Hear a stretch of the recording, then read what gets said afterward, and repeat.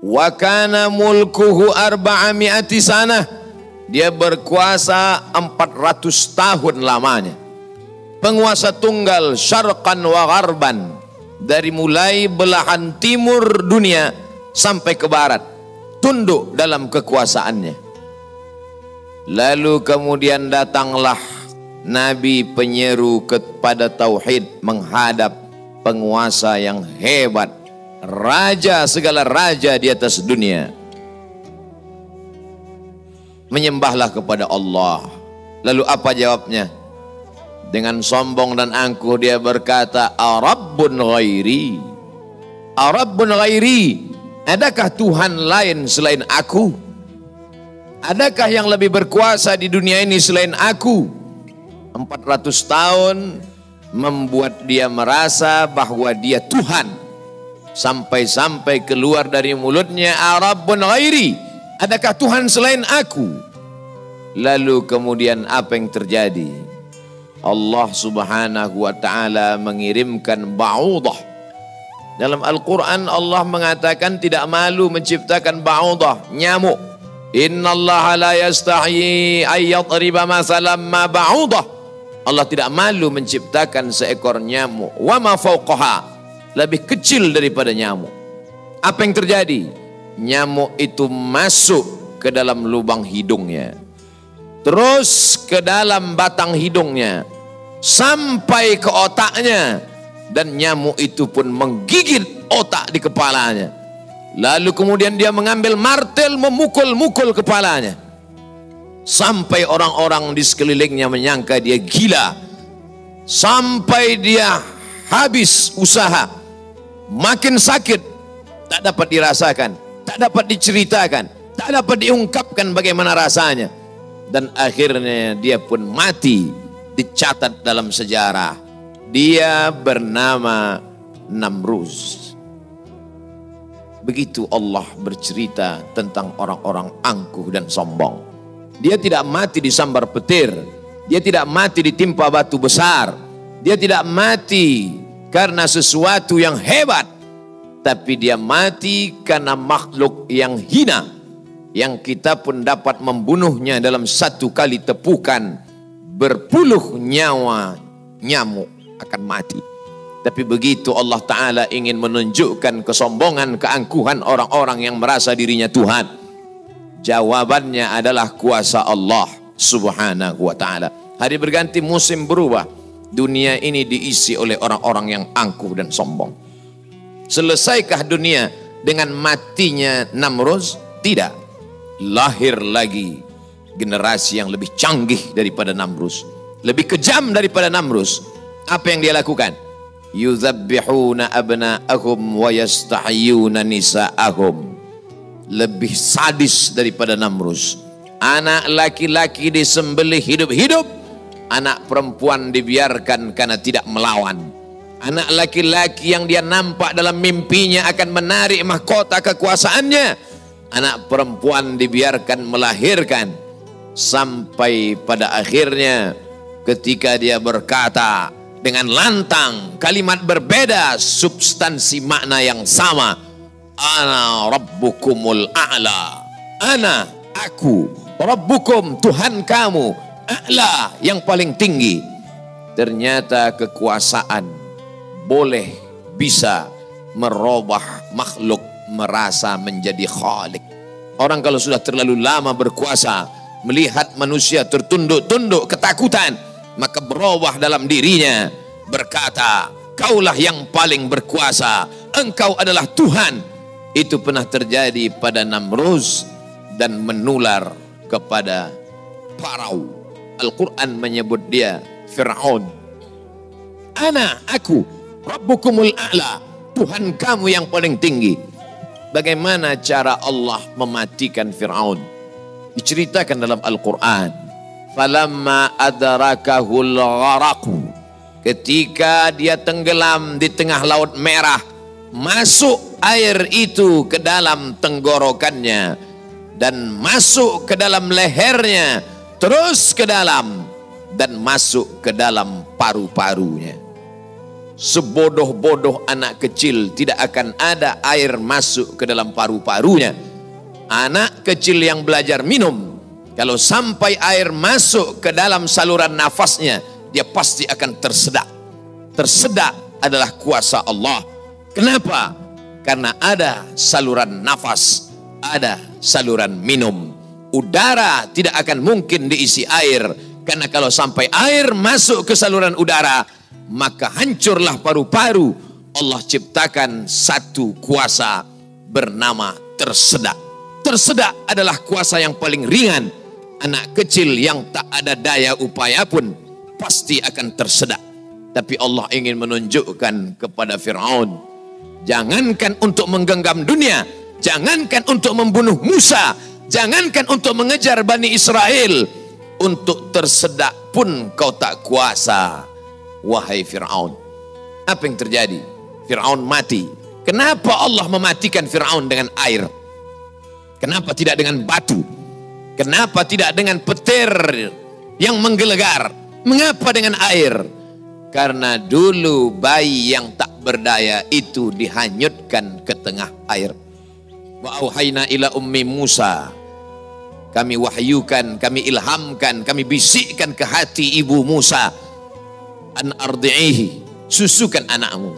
Fa in khifti alaihi, kalau kau takut anakmu ini akan disembelih Fir'aun, fa alqihi fil yammi, hanyutkan dia ke sungai. La takhafi, jangan kau takut. Wala tahzani, jangan kau sedih. Inna radduhu ilaiki, kami akan mengembalikannya kepada engkau sesuai dengan cerita yang kami kehendaki. Wajailuhu minal mursalin, dan kami akan menjadikan dia salah satu daripada rasul yang kami pilih. 5 di antara rasul itu, salah satunya adalah Musa alaihi salam. Musa, bayi yang tak berdaya, dicampakkan ke laut, dicampakkan ke sungai Nil, selamat. Bayi yang tak dapat berenang, bayi yang tak ada kuasa, bayi yang tak ada daya upaya, selamat di atas air. Tapi penguasa, raja di atas raja, segalanya bukti-bukti kuasanya sampai hari ini menjadi bukti. Satu di antara 7 keajaiban dunia adalah piramid yang dibangun oleh Fir'aun. Tapi ternyata air yang dulu menyelamatkan bayi Musa, air yang sama menenggelamkan Fir'aun yang amat sangat berkuasa. Sekali lagi Allah ingin bercerita kepada manusia bahwa mudah bagi Allah melenyapkan makhluk-makhluk yang sombong, yang merasa diri gagah perkasa, manusia yang terkena penyakit amnesia, terlupa bahwa dia hanyalah makhluk, paru-parunya ciptaan Allah, udaranya titipan Allah, hembusan nafasnya dan tarikannya semua atas kuasa Allah. Mestinya dia berkata, la haula wa la quwata illa billah. Berakhir episode Fir'aun. Selesaikah dunia? Tidak. Muncul lagi mereka yang sombong-sombong. Macam-macam nama sejarah mencatat. Abu Lahab dengan bangganya berkata, sebelum Abu Lahab datang lagi seorang pria perkasa dengan tentara bergajahnya bernama Abrahah. Dia ingin memindahkan Ka'bah karena baginya bisnis di Makkah harus dialihkan. Nun, jauh di Yaman, berseberangan dengan Laut Merah, menyeberang ke Afrika. Maka ini Ka'bah harus dihancurkan. Dia bawa pasukan bala tentara, sampai akhirnya pasukan gajah tidak ingin bergerak. Gajah makhluk Allah, binatang, tahu mengenal Allah subhanahu wa ta'ala. Dia paksa gajah itu berdiri dengan pawang-pawangnya. Akhirnya gajah itu berjalan karena amat sangat terpaksa dan di bawah tekanan. Sampai akhirnya apa yang terjadi? Datang Abdul Muttalib membawa kunci Ka'bah. Dia serahkan kepada Allah. Dia katakan di depan pintu Ka'bah, inna lihadzal baiti rabban yahmi. Sesungguhnya Ka'bah ini ada Rabb, ada Allah yang menjaga dan memeliharanya. Bukan aku yang menjaganya, kuserahkan kepada penjaganya.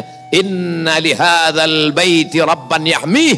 Sesungguhnya Ka'bah ini ada penjaganya, kuserahkan dia kepada engkau ya Allah. Apa yang terjadi? Fa arsalna alaihim tayran ababil. kami kirimkan kepada mereka burung ababil yang dibawanya tarmihim, melontar, melempar mereka pasukan Abraha bergajah bihijaratin, dengan batu-batu min sijil, yang dipanaskan di atas api neraka. Apa yang terjadi pada pasukan Abraha? Faja'alahum ka'asfim ma'kul, mereka seperti daun-daun yang dimakan ulat. Tahun peristiwa itu terjadi disebut dengan Amul Fil, tahun gajah, tahun kelahiran Sayyidina wa Maulana Muhammad sallallahu alaihi wasallam. Hari berganti, musim berubah, isi dunia sebenarnya itu-itu saja, namanya berbeda, tapi sebenarnya makhluknya itu-itu saja. Dia pernah bernama Namrus, dia pernah bernama Fir'aun, dia pernah bernama Abraha. Selesaikah dunia? Belum. Dunia terus berlanjut, melahirkan makhluk-makhluk. Ada yang rendah hati dan tawadu, ada yang zuhud dan ridha, ada yang mencari kemuliaan Allah, ibtigha'a mardatillah. Tapi ada yang dititipkan harta dan kuasa. Pertama dia merasa dia punya, lama-lama dia merasa alam semesta pun bersimpuh sujud di kakinya, karena dia lihat tidak lagi ada orang yang berani mendongakkan kepala, tidak lagi ada yang berkuasa, tidak ada lagi yang berani bersuara keras, lantang, semuanya ketakutan. Sampai akhirnya dia berkata dalam hati, aku adalah penguasa jagat raya. Kemana mereka semua? Mati. Ketika penguasa-penguasa dunia modern dengan kecanggihan teknologi berkata, kami bisa menangkal gempa. Gempa sebagaimana apapun kuatnya bisa kami atasi. Ternyata begitu ujian Allah itu datang, bangunan yang mereka bangun porak-poranda, hancur berkeping. Datang lagi satu penguasa berkata, kami yang paling banyak jumlahnya di atas dunia, kami yang bisa menguasai alam semesta. Mana itu Tuhan? Mereka tak pernah mengenal Tuhan, karena mereka adalah komunis, karena mereka adalah ateis. Bagi mereka agama itu hanyalah candu. Orang yang terkena narkoba bagi mereka sama dengan orang yang dimabuk oleh agama, karena bagi mereka agama ini hanya opium saja. Manusia yang stres, manusia yang depresi, lalu dia menjalankan agama. Agama bertentangan dengan komunis, agama bertentangan dengan keyakinan ateis. A tidak, T Tuhan, is keyakinan ateis, keyakinan yang meyakini tidak ada Tuhan. Mana itu Tuhan? Tidakkah kita melihat ucapan mereka sama seperti ucapan Fir'aun, yang keluar dari mulut mereka sama seperti yang keluar dari mulut Namrus? Mana kuasa Allah? Allah mengirimkan bakteri-bakteri kecil, kuasa itu pun roboh, hancur berkeping.